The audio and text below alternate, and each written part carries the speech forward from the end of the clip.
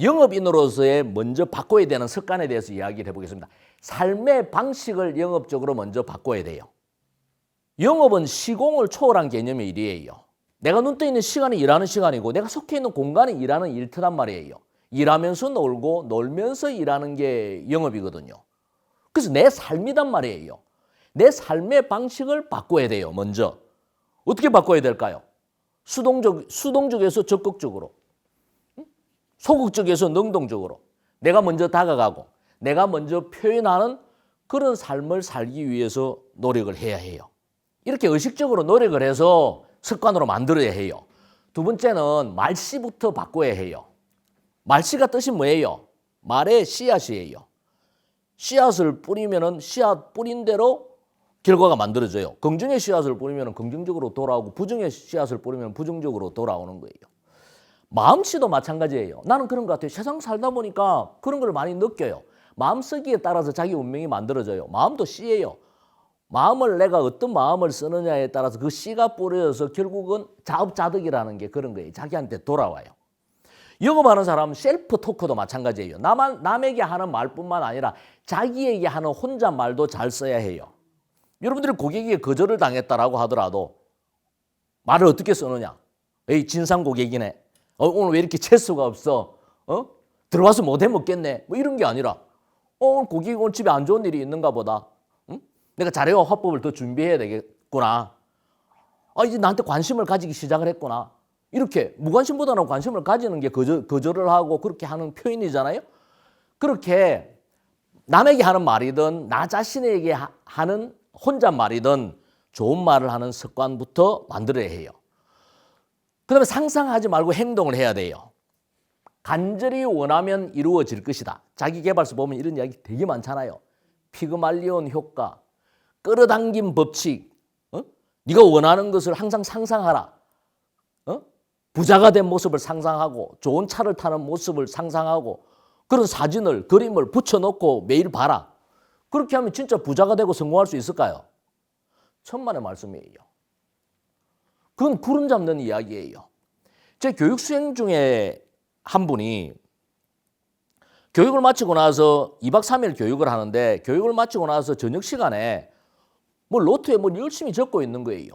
그럼 뭘 적지, 안 자고 뭘 적지 하고 보니까 월천댁, 월천댁, 월천댁 이걸 1000번을 적는데요. 월천댁이 뭔지 알아요? 월 1000만 원 받는 안악, 월천댁. 이거를 매일 1000번씩 적는 게 목표래. 왜 이걸 적고 있냐라고 이야기를 하니까 어디 교육을 받으니까 그걸 적으면 된대요. 간절히 원하면은. 그래서 월천댁, 월천댁 이거 적고 있는 거예요. 그렇게 하면 월천댁이 될까요? 이루어질까요? 천만의 말씀이에요. 뻥이에요. 이건 구름 잡는 교육이에요. 내가 돈을 벌고 싶다라면 돈을 벌 수 있는 수단과 방법을 찾아야 되고 피와 땀을 흘려야 되는 거예요. 그렇잖아요. 그런 노력에 의해서 만들어지는 거예요. 그래서 실행을 하는 게 중요하지 상상을 한다고 이루어지는 것은 아무것도 없다.